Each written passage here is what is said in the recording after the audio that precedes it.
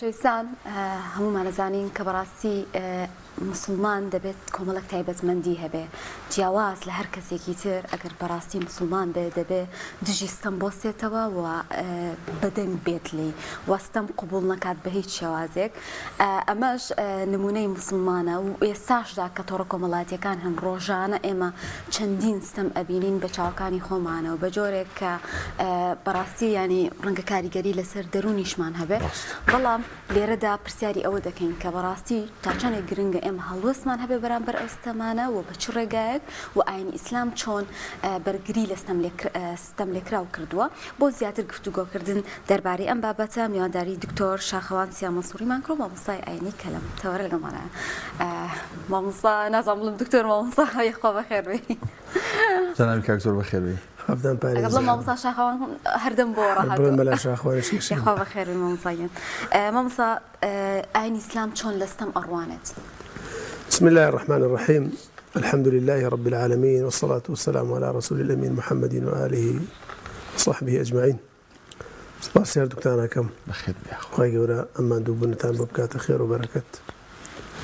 دیارە بەڕێزان بابەتی زاڵم و بابەتی مەزلوم هەر کاتێک زاڵم هەبوو دیارە مەزلومیشەیە و هەر کاتێکیش مەزلوم هەبوو دیارە زاڵمیشەیە و قورئانیش کە باسی زاڵمی کردووە خی پەروەردگار باسی خۆشەویستی خۆی کردووە و باسی لعنەتی خۆی کردووە و باسی هیدایەتی خۆی کردووە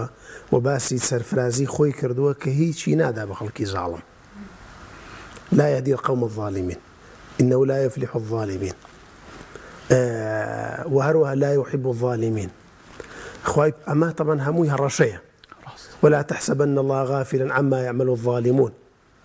ئەم هەموو هەڕەشە خی پەروەردگار لە کەسی زاڵمی کردووە بۆچێ بۆی کۆمەڵگا دوو طبقەی دروست نەبێت طبقەی زاڵم و مەزلوم هەر بۆیە لە حەدیسی قودسیدا هاتووە خی پەروەردگار فەرموویەتی یا عیبادی إني حرمت الظلم على نفسي وجعلت بينكم محرما فلا تظالموا من ظلمم لەخۆم حرام کردووە کە ظلمم لەخۆم حرام کردووە ئێوە ظلم مەکەن هەر بۆیە لە قورئانە زۆر ورد کراوەتەوە ئەمە کە باسی زاڵم و چەندین ئاەتی قورئان باسی زاڵم و خراپی زاڵم و خراپی زوڵمەکە بەڵام لەگەڵ ئەوەدا باسی شتێکی تریشەکە قورئان ئەوش ئەفەرمێ ولا تركنوا إلى الذين ظلموا فتمسكم النار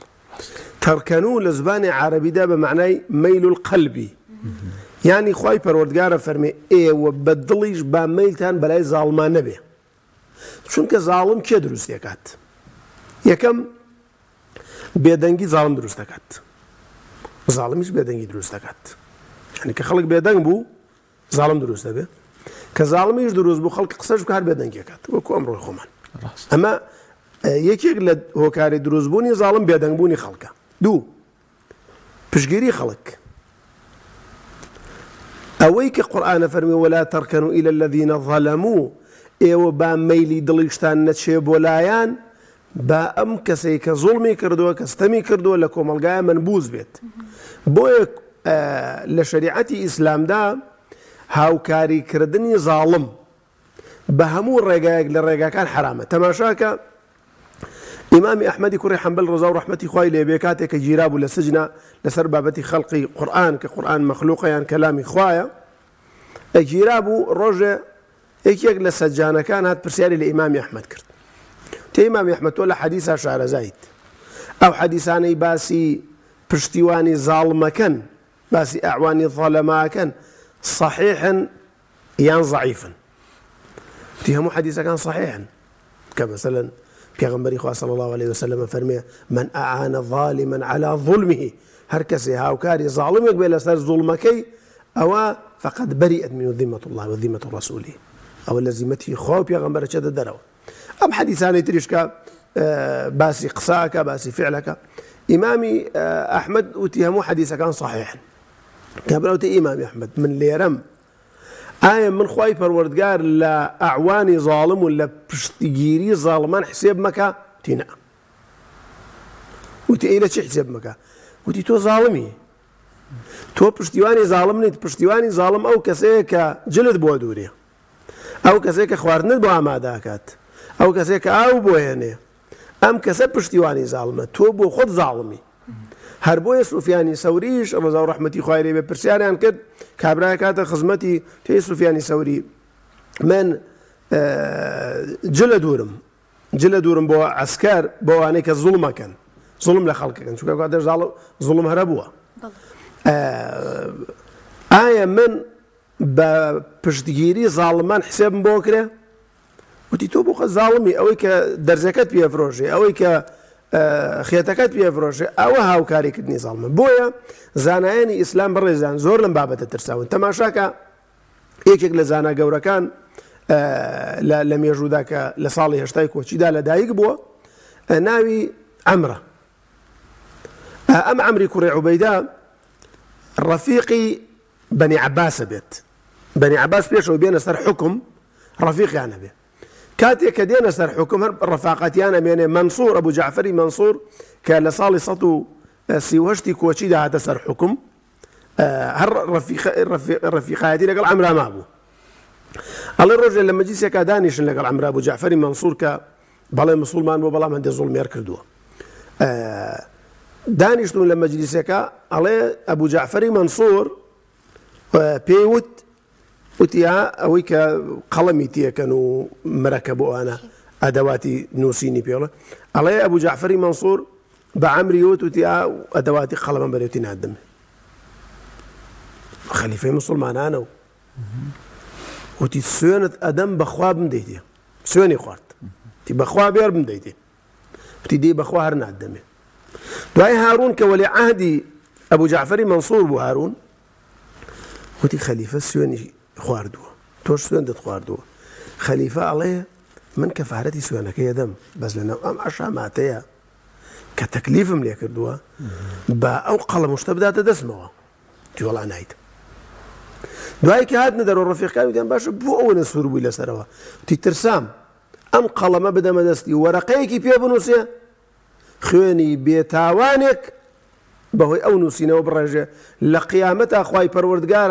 بانگ بکا بڵێ ئەینە الظەلەمە و ئەعوان الظەلەمە منیش بانگکەن زۆر باش مامۆستا جا بۆیە زانایان زۆر لەم بابەتە ترساون ئەو کەسانەی کە زانای حەقیقی بوون لە مێژووە باش ئێمە ئەوەی کێسە باست کرد و کۆمەڵک ڕووداوی مێژووی لە بەسەر ئێمە گەری کوردیش و ئێستا بەسەر تەواوی جانیشات هێپەڕێ ئایا ئێمە فکرمان بەس بۆ ئەوانە بچێ زوڵم ئەوەیە کە جوولەکە بەرامبەر بە فەڵەستینیەکانی کە حیزبی بەعز بەرامبەر گەلی کورد لە ئەنفال و لە کیمیاباران کردی کوشتن و بڕینە یا زوڵم جۆری کەی هەیە یعنی هەر فکرمان بۆ ئەو نەچێ بڵێن ئەمە زوڵمە لە ناو خۆشمانە لە ژیانی ڕۆژانی خۆمانە لە دەسەڵاتداری خۆمانە لە وڵات بەڕێوەبردنە زوڵم جۆری زۆرەوە ئەبێت لە هەمووی ئێمە دوورکەوینەوە طبعا جاری وایە خەڵک خراپ لە زوڵم تێگەشتۆ پێی وایە زوڵم هەر پەیوەندی بە دەسەڵاتدار و بێدەسەڵاتەوەیە ینی بە حاکم و مەحکوم وایە خەڵکێک پێی وایە ئەمە غەڵەتە خەڵکێک پێی وایە زوڵم هەر ئەوەیە کە زەلامێ بکوژیت خەڵک پێی وایە زوڵم هەر ئەوەیە کە لە خەڵکێک بدەیت زوڵم ئەنواعی زۆرە یعنی هەر کەسێک حەقێک داگیر کات نەیدا بە خاوەنەکەی و پێوترێ زاڵم کەمترین پێناسە بۆ ئینسانی زاڵم ئەوەیە کە حدودی خۆی ببەزێنێت ئەمڕۆ لە کوردستانی ئێمەدا بەڕێزە پێم وایە هەموو جۆرەکانی زوڵم خەڵک لە خەڵک حکوومەت لە خەڵک جاری وایە خەڵک لە حکوومەت هەموو جۆرەکانی زوڵم وجودی هەیە ئەمڕۆ بەڵام بەڕاستی ئەوەی کە جێگەی باسە ئەوەی کە ئەبیندرێ ئەم زوڵمەی کە دەسەڵاتدار لە خەڵکی ئەکات لەکێ ئەکات هەنی معقول نییە ئەو کار بەدەستەی کە تا دوێنێ چۆتە ماڵێک لە گوندێکە نان نەبووە بیخوا نانی مناڵەکانی خۆی پێداوە بیکاتە قوزەڵە قوردی دوو لە ڕووی جەنابتان ئێستا زوڵم لەو پیاواکە فرمێسک بە چاوی دێتە خوارەوە یعنی تۆ تەماشاکە ئەم خەڵکەی کە دروست بووە ئەم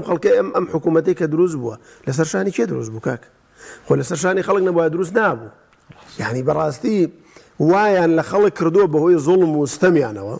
بەهۆی زوڵمی ستەمیانەوە وایان لە خەڵک کردووە لاواچە بەیانی محکەمەیەک دروست بێ ئەو کەزانە محکەمە بکەن کە ڕاپەڕینیان کردووە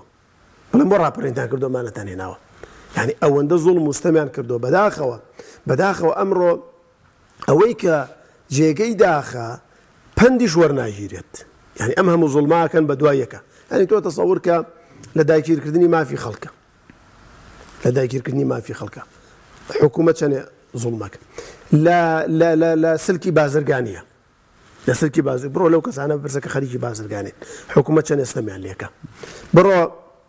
ئەو کەسانەی کە موچەخۆرن ئەو کەسانەی کە بە خوێنی کەسوکاری ئەوان ئەم حکوومەتە دروست بە زوڵم لەوانی شەکە بەڕاستی یعنی ئەم وڵاتە وای لێ هاتووە ئەو کەسێک کە خۆی کارەبای هەبوو ئیتر تەواگەی لە خەڵک نییە خەڵک کارەبای نییە مەسەلەن بۆ نمونە خۆی ژیانی خۆشە یعنی ئەم وڵاتێتە تووشی قەیرانێک بووە منداڵ ناچێ بۆ قوتابخانە مامۆستا پارەی پێ نێ بچێ بۆ مەکتەب هەڵی بکاکە دوکاندار ناتوانێت شت بفرۆشێت کەس ناتوانێت شتی لێ بکڕێ بازرگانەکان گیریان خواردۆشتیان ناو لە مەخزنەکەی کەوتۆ خەریکە خەسارە بێکاکە یعنی ئەم هەموو قەیران و نەکبەتیە ڕووی لە خەڵک کردووە لەگەڵ ئەوەشدا بڵێم وڵا هێشتا زاڵم و مەزلوم وجودی نییە لە کوردستانە ئاخر کاکە یعنی هێشتا من بڵێم زاڵم و مەزلوم وجودی نییە ئەوە بۆ خۆی پشتگیریکردنی زاڵمە بەڕاستی پشتگیریکردنی زاڵم بەڕێزان ئەزانن هەندێک جار چۆنە هەندێک جار وەکو زانایە کە فەرمێت لە هەر کۆمەڵگایەکە زینا بەرپا بوو زوڵم بەرپا بوو ئەگەر تۆ بەیباسی دەستنوێژ بکەی ئەوە زوڵمت لەو خەڵکە کردووە ئەگەر باسی دەستنوێژ بکەیت چکۆ خەڵکە کێشەی دەستنوێژی نییە ئەو خەڵکە زوڵمی لێ کراوە بۆی بەداخەوە لە کۆمەڵگای ئێمەدا ئێستا زۆر بەڕوونیە بینرێ زاڵم و مەزلوم و خەڵکانێکیش بەداخەوە بە قەڵەمیان بە وتاریان بە گوتاریان بە هەڵوێستیان بە هێزێک کە لە بەردەستیانایە پشتیوانی زاڵمەکەن بەبێ ئەوەی کە هەڵوێستەیە بکەن کاکە هەنی باوەڕ بکە کاکدانا من تەسەورەکەم ئەم بەرپرسانە خەڵکانێکی دەوروبەریان ئەوەندە چاویان کوێر کردوون هەندێک شت نەبینن یعنی ئەگەر تۆزی ئینسانێتیان تابێ هەندێ مەشهدەیە بیبێنن کوڕێک و کچێکە بەهۆی نەبوونی پارەوە جابوونەتەوە لە یەک چەندین نمونەی وایە ئەو دادگاکانە یعنی کابرا زستانە نەوتی نییە لە ماڵەوە پارەی نییە مناڵەکەی داوای پارەی لێکات ئەمە ئەگەر تەسەور مایە ینی ئەگەر ئەو بەرپرسانە تۆزی ئینسانیەتیان تابێ خەڵکێک ئەمانیان پیشاندا لەواچی هەر تۆزێ دەڵیان بۆ بجوڵێ بەڕاستی بەڵام پێم وایە بەشێک لەوانەکە لە دەوروبەری ئەم زاڵمانن کە وا پیشانی زاڵ ئەمانادەن کە دنیا هیچ عیبی نییە خەڵک کێشەی نییە خەڵک لە تێریاواکات خەڵک ئازادی هەیە کوڕکاکە من ئازادی نیعمەتێکە لە نیعمەتەکانی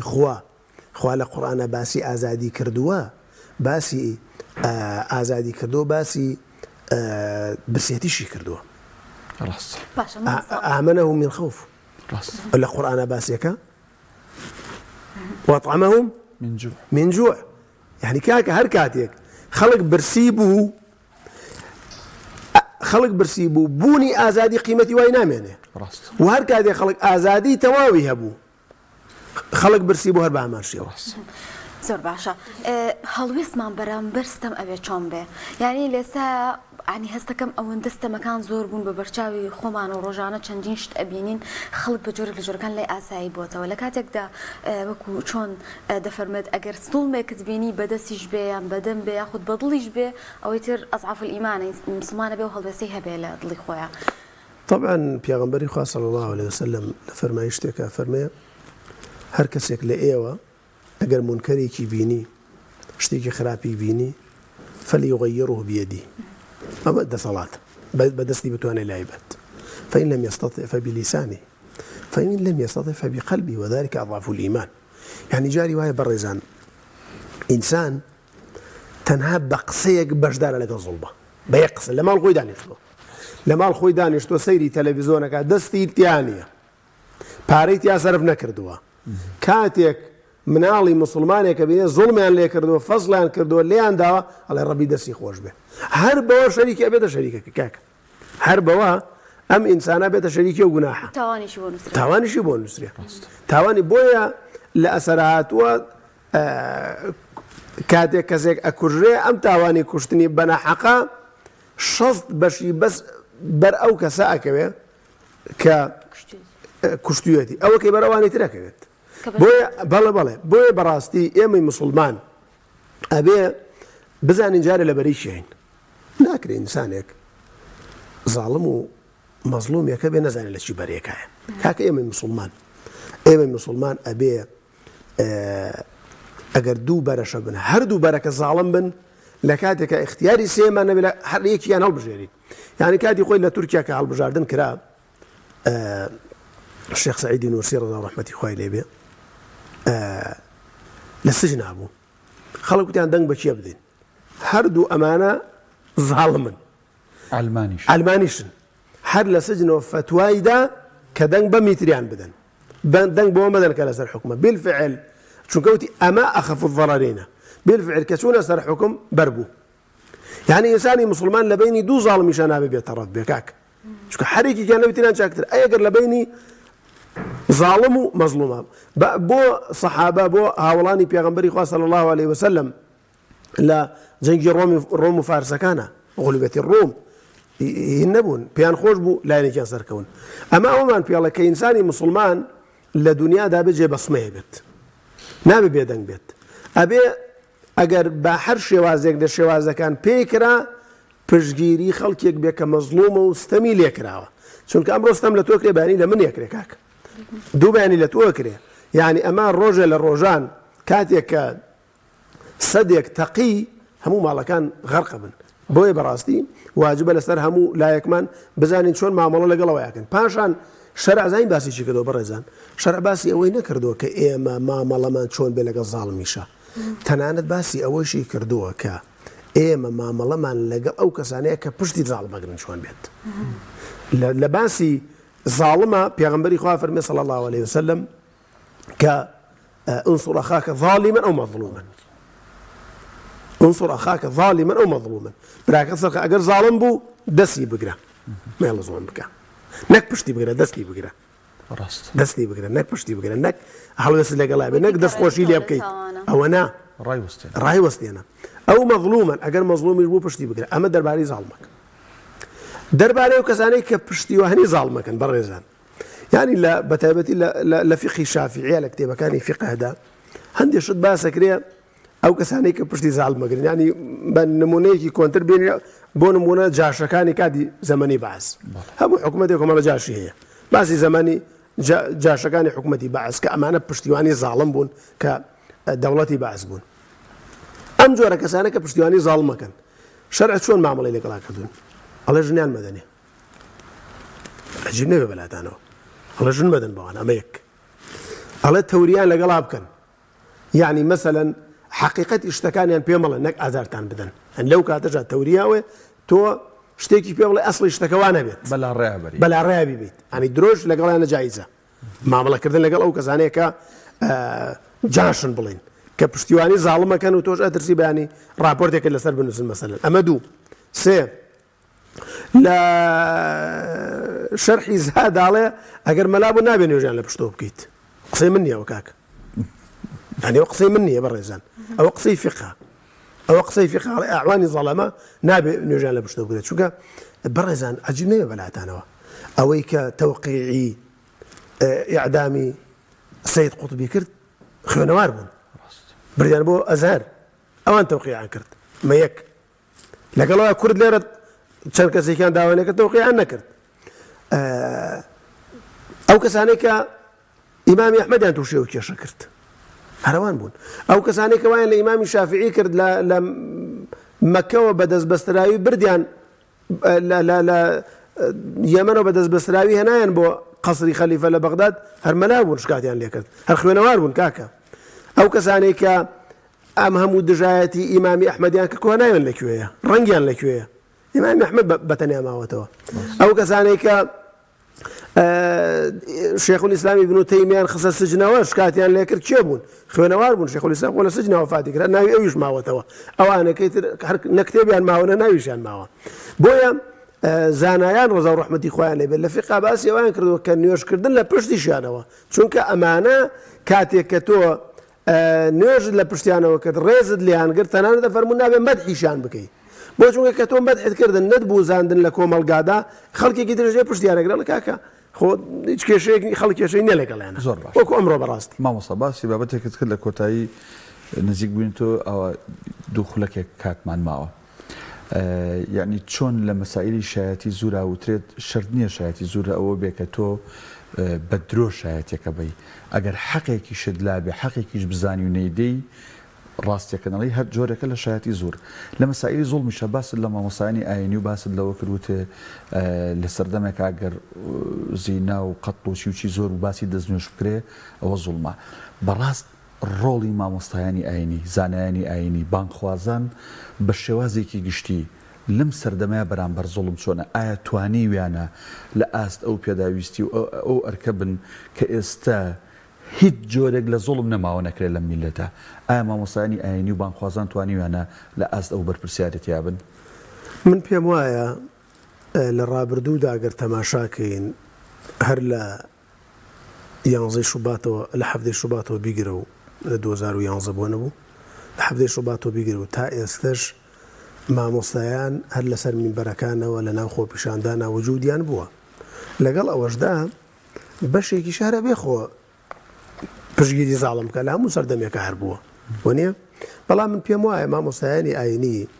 لەلایەکەوە چونکە وڵاتی ئێمە کوردستانی ئێمە دەوڵەت نییە لەلایەکەوە مەسەلەن ترسیان لە ڕوخاندنی قەوارەکە هەیە لەلایەکەوە هەندێکیان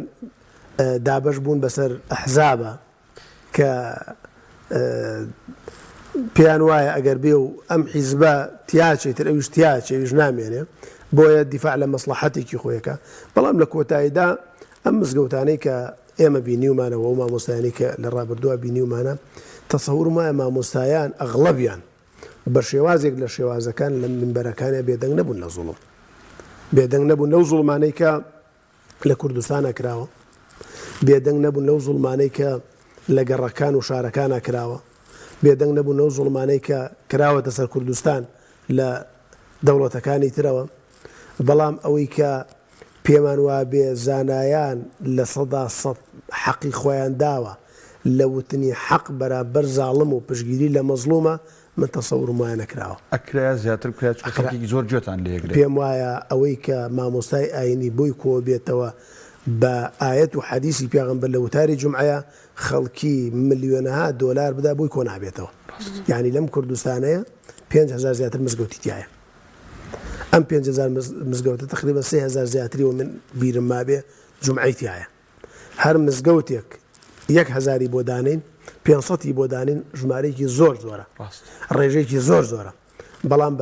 بەداخەوە مامۆستایانی ئاینی بۆ خۆیان چینێکن لە مەزلومان بۆ زانینتان یعنی ئێستا مامۆستای ئاینی